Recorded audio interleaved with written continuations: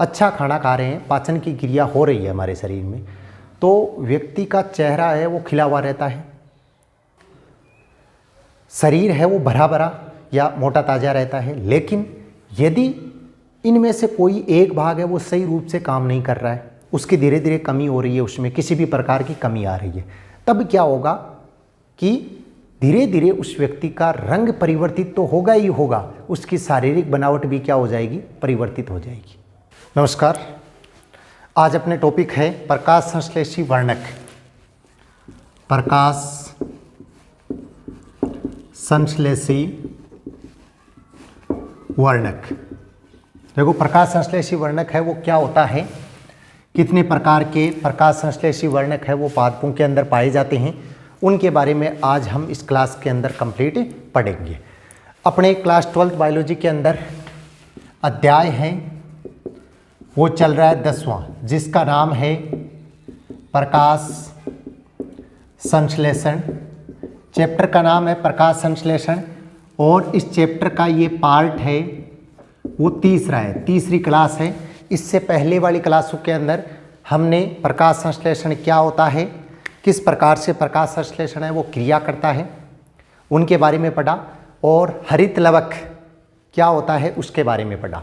आज जो अपना इम्पोर्टेंट टॉपिक प्रकाश संश्लेषी वर्णक, ये टॉपिक की एग्जाम की दृष्टि से भी बहुत इम्पोर्टेंट है, क्योंकि प्रकाश संश्लेषी वर्णक जो पादपों के अंदर 3 प्रकाश संश्लेषी वर्णक पाए जाते हैं, उन तीनों प्रकाश संश्लेषी वर्णकों के बारे में हम विस्तार से इस क्लास के अंदर अध्ययन करेंगे, और उनकी संरचना किस प्रकार की होती है उसके बारे में भी इस क्लास के अंदर हम कंप्लीट पढ़ेंगे। इसलिए पूरी क्लास है उसको लास्ट तक देखना, क्योंकि एग्जाम की दृष्टि से प्रकाश संश्लेषी वर्णक, उनके प्रकार बहुत ही ज़्यादा इम्पोर्टेंट है।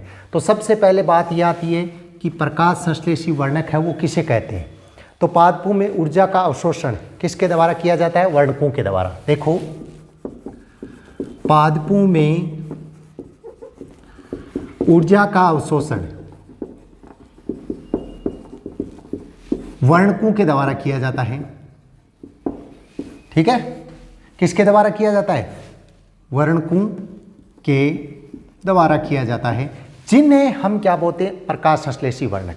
ठीक है, प्रकाश संश्लेषी वर्णक परिभाषा क्या होती है कि वे वर्णक जिनके द्वारा ऊर्जा का अवशोषण किया जाता है उन्हें हम प्रकाश संश्लेषी अवशोषक वर्णक कहते हैं। देखो, इंपॉर्टेंट चीज़ ये है कि पादपों में ऊर्जा का अवशोषण किसके द्वारा किया जाता है, वर्णकों के द्वारा किया जाता है। ठीक है, तो प्रकाश संश्लेषी वर्णक किसे कहेंगे, वे वर्णक जिनके द्वारा पादपों के अंदर ऊर्जा का अवशोषण किया जाता है उन्हें हम प्रकाश संश्लेषी वर्णक कहते हैं। ठीक है, वे वर्णक जिनके द्वारा पादपों में ऊर्जा का अवशोषण किया जाता है उन्हें हम प्रकाश संश्लेषी वर्णक कहते हैं। ये तो हो गई इसकी परिभाषा कि प्रकाश संश्लेषी वर्णक किसे बोलते हैं, वे वर्णक जिनके द्वारा पादपों में ऊर्जा का अवशोषण किया जाता है उन्हें हम प्रकाश संश्लेषी वर्णक बोलते हैं।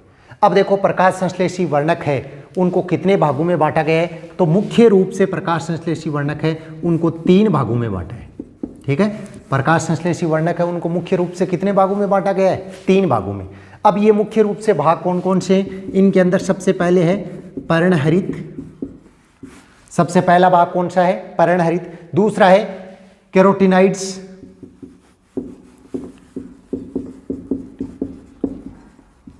दूसरा कौन सा है, कैरोटीनाइड्स। और तीसरा जो और अंतिम भाग है वो है फाइकोबिलिन्स।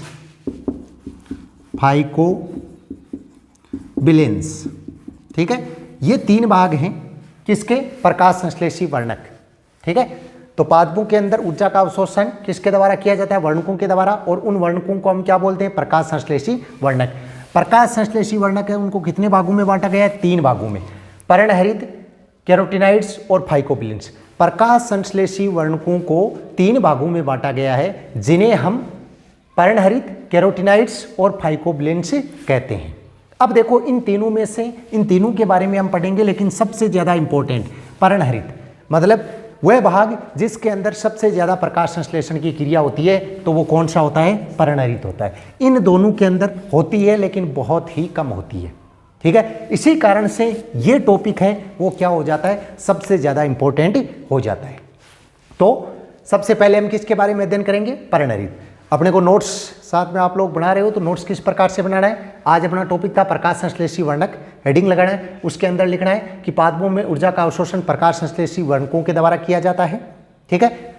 या परिभाषा लिखना चाहो तो वे वर्णक जिनके द्वारा पादपों के अंदर ऊर्जा का अवशोषण किया जाता है उन्हें हम प्रकाश संश्लेषी वर्णक कहते हैं। वे वर्णक जिनके द्वारा पादपों में ऊर्जा का अवशोषण किया जाता है उन्हें हम प्रकाश संश्लेषी वर्णक कहते हैं। पादपों के अंदर मुख्य रूप से 3 प्रकार के प्रकाश संश्लेषी वर्णक पाए जाते हैं। तीनों के नाम, पहला पर्णरहित होता है, दूसरा कैरोटीनाइड्स होता है और तीसरा फाइकोबिलिन्स होता है। तो ये हो गए तीनों वर्णकों के नाम हो गए। अब अपने सबसे पहले टॉपिक पर्णहरित कि पर्णहरित क्या होता है। पर्णहरित के बारे में हम कंप्लीट पढ़ेंगे।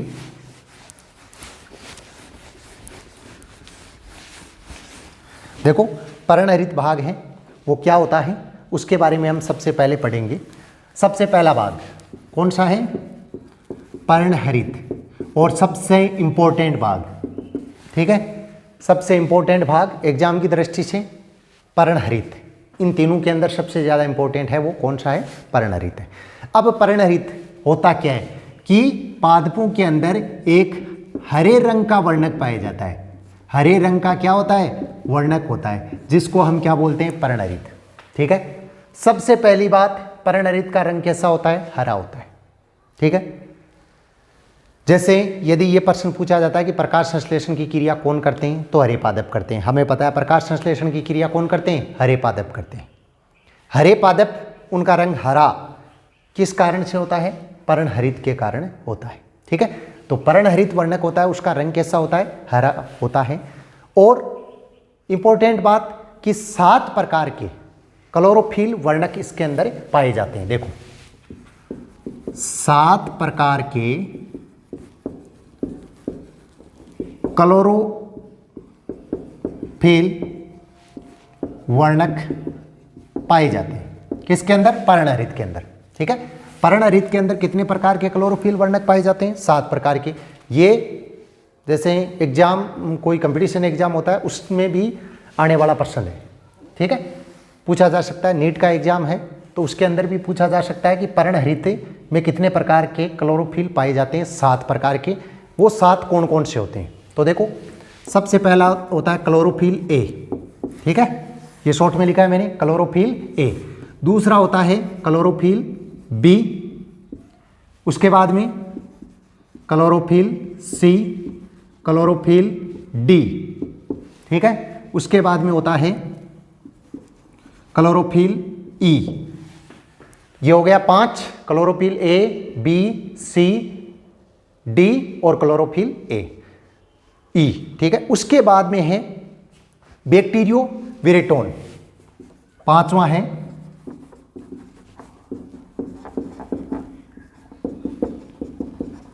और लास्ट है बैक्टीरियो क्लोरोफिल सेकेंड, लास्ट है बैक्टीरियो क्लोरोफिल सेकेंड।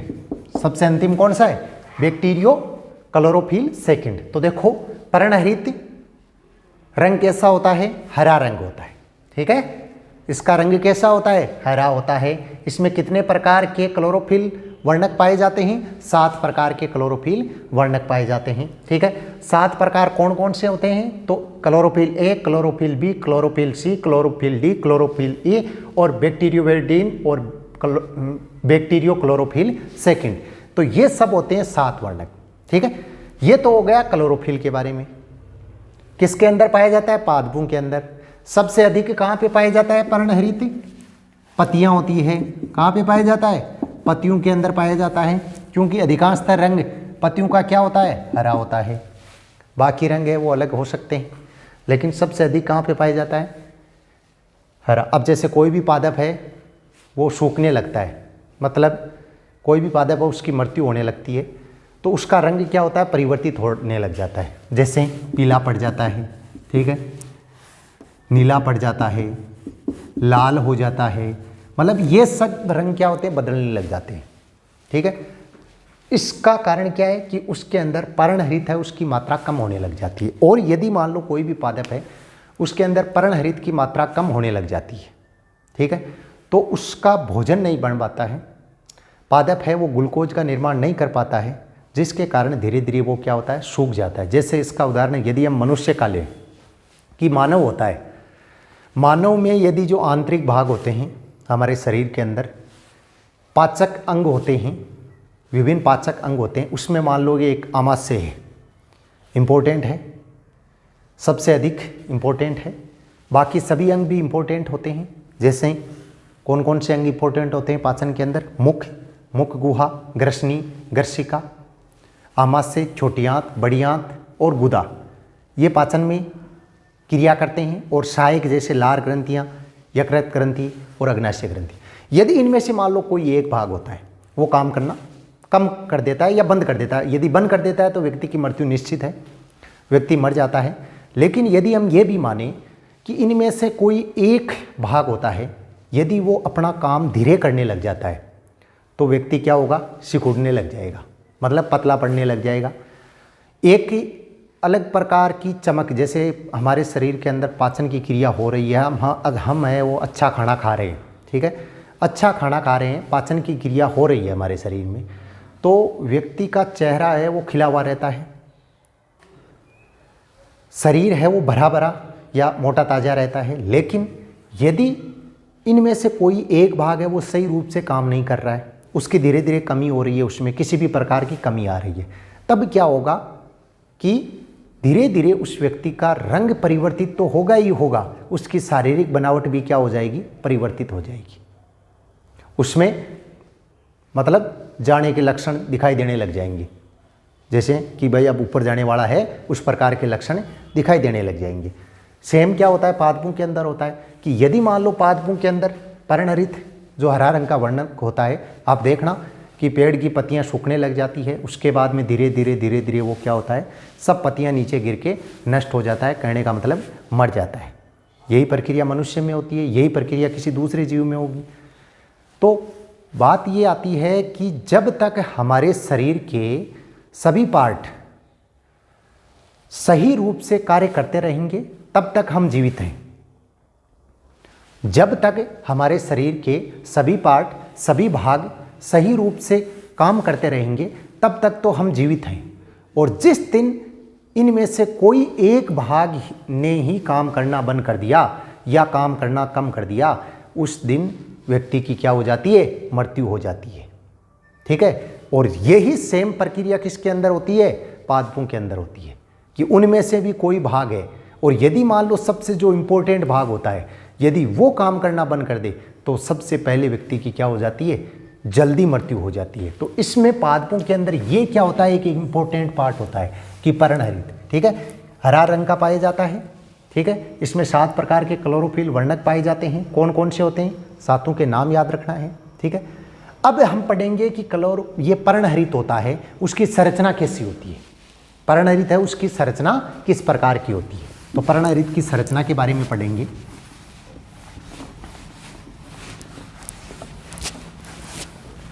देखो पर्णहरित की संरचना, अपने टॉपिक आगे, पर्णहरित की संरचना। देखो नोट्स के रूप में सबसे पहले पर्णहरित हेडिंग लगाना है। पर्णहरित एक 7 रंग हरे रंग का वर्णक होता है, इसमें 7 प्रकार के क्लोरोफिल वर्णक पाए जाते हैं, 7 के नाम लिखने हैं। अब हेडिंग लगाना है पर्णहरित की संरचना, किस प्रकार का पर्णहरित बना होता है। तो सबसे पहले देखो सन 1912 में वैज्ञानिक था स्टोल, वैज्ञानिक का नाम था स्टोल और फिशर, ठीक है। 2 वैज्ञानिक थे स्टोल और फिशर। इन्होंने क्या किया, सबसे पहले इस पर्णहरित को कहाँ पे देखा, पादप की पर्ण होती है उसके अंदर देखा। कहाँ पे देखा, पादप की पर्ण के अंदर इसको देखा।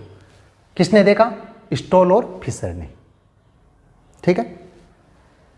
सन 1912 ईस्वी में स्टोल और फिशर ने पर्णहरित को कहाँ पे देखा, पादप की जो पर्ण होती है वहाँ पे इसको देखा। ये क्या होता है, एक ध्रुवीय अणु होता है, ध्रुवीय अणु होता है। पर्णहरित क्या होता है, एक ध्रुवीय अणु होता है, ठीक है। इसमें एक सुविकसित, देखो ये पहले नोट कर लेना, पर्णहरित क्या होता है, ध्रुवीय अणु होता है, ठीक है, कुछ बातें इंपॉर्टेंट। इसमें एक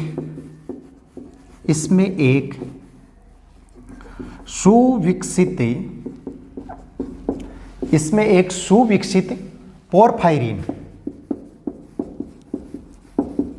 जो एक पदार्थ होता है, ठीक है, सुविकसित पोरफायरिन वलय एक संरचना पाई जाती है, ठीक है। वलय द्वारा निर्मित शीर्ष करने का मतलब ऊपर का भाग, ठीक है, एवं शीर्ष एवं फाइटोल, ठीक है। ये क्या होती है? एक श्रृंखला, फाइटोल श्रृंखला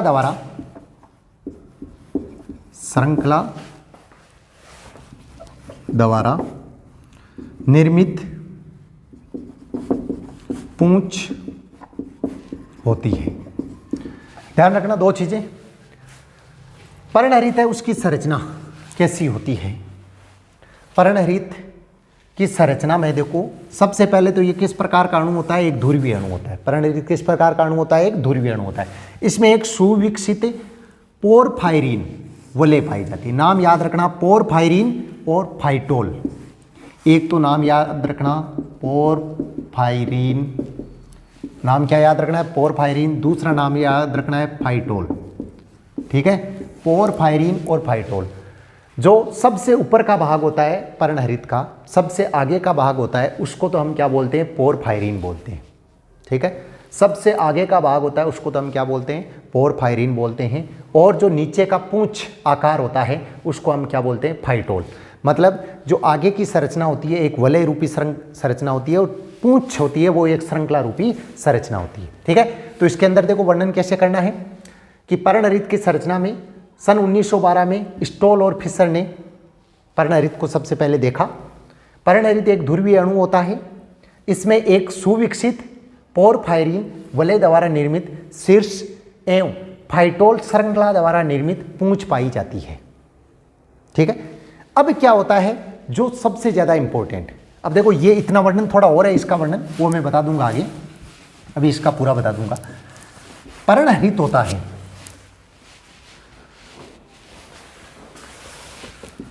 पर्णहरित होता है, उसके अंदर क्लोरोफिल कितने प्रकार के पाए जाते हैं? 7 प्रकार के। उनमें से सबसे पहले सबसे ज्यादा इंपॉर्टेंट ए होता है। सबसे ज्यादा इंपॉर्टेंट कौन सा होता है? क्लोरोफिल ए, ठीक है। पर्णहरित के अंदर 7 प्रकार के क्लोरोफिल पाए जाते हैं। उनमें से सबसे ज्यादा सक्रिय, सबसे ज्यादा महत्वपूर्ण कौन सा होता है? क्लोरोफिल ए होता है, ठीक है। तो क्लोरोफिल ए है, उसका सूत्र याद रखना है अपने को, C55, ये याद रखना, H72, C55 H72 N4 O5 N4 Mg, ठीक है। C55 H72 O5 N4 और Mg। और एक होता है क्लोरोफिल बी। इन दोनों के केवल सूत्र याद रख लेना आप, इनकी संरचना भी है वो भी हम बताएंगे। C55 H70 O6 N4 Mg, ये दोनों सूत्र है वो याद कर लेना, कंटेस्ट याद कर लेना। क्लोरोफिल ए का अणुसूत्र और क्लोरोफिल बी का अणुसूत्र, इनकी संरचना भी है। देखो ये मैं अभी बताऊंगा एक बार, आप लोग जैसे ये वीडियो हुआ इसके अंदर पर्णहरित की हमने संरचना पढ़ी, पर्णहरित की संरचना मैंने बताई, उसमें कुछ 2-4 लाइनें और हैं जो मैं आपको वीडियो के लास्ट के में नोट्स के रूप में डाल दूंगा, फोटो डाल दूंगा उसकी, तो आप उसको नोट कर देना, ठीक है। दूसरी बात, इन दोनों की संरचना, इनकी संरचना बहुत बड़ी है और समय भी बहुत ज़्यादा लगने वाला है, तो उसमें अगर कभी ज़्यादा टाइम मिलेगा अपने को तो उनकी संरचना मैं आपको बताऊंगा, नहीं तो इन दोनों की संरचना है उनकी फ़ोटो भी वीडियो के लास्ट के अंदर मैं डाल दूंगा, ठीक है। तो उनका आप स्क्रीनशॉट लेना और कॉपी के अंदर नोट कर लेना। एक तो आप पर्णहरित की संरचना है उसका वर्णन, तो उसका पूरा कंप्लीट मैं अभी डाल दूँ, लिख दूंगा, और उसका आप स्क्रीनशॉट लेके कॉपी में नोट कर लेना। दूसरी बात, क्लोरोफिल ए और क्लोरोफिल बी इन दोनों की संरचना है, उसको भी कॉपी में नोट कर लेना। और क्लोरोफिल ए है उसका अणुसूत्र और क्लोरोफिल बी है उसका अणुसूत्र, ये कंटेस्ट याद करना है, ठीक है। आज की क्लास केवल इतनी होगी। आप लोग इनका जो भी आगे का भाग है वो इस वीडियो के अंदर मैं डाल रहा हूँ, तो वो अच्छी तरह से आप नोट्स के रूप में मैं डाल रहा हूँ, तो वो नोट्स के रूप में अच्छी तरह से लिख लेना। आगे की जो कल क्लास होगी उसके अंदर मैं और इनके बारे में बता दूंगा, ठीक है। आप लोग नियमित रूप से क्लास है वो लेते रहे, जैसे सुबह 7:15 बजे डेली क्लास है वो अपनी बायोलॉजी की होती है। तो ये टॉपिक जो बीच में छूट गया है अपने, ठीक है, जो संरचना वाला, इसको आगे की क्लास के अंदर हम और कवर करेंगे। और इसके साथ में ही अभी जो मैं डाल दूंगा, लिख दूंगा बोर्ड पे, तो वो आप लोग स्क्रीनशॉट के लेके और इनकी संरचना है वो कॉपी के अपने अपनी नोटबुक है उसके अंदर बना लेना। धन्यवाद।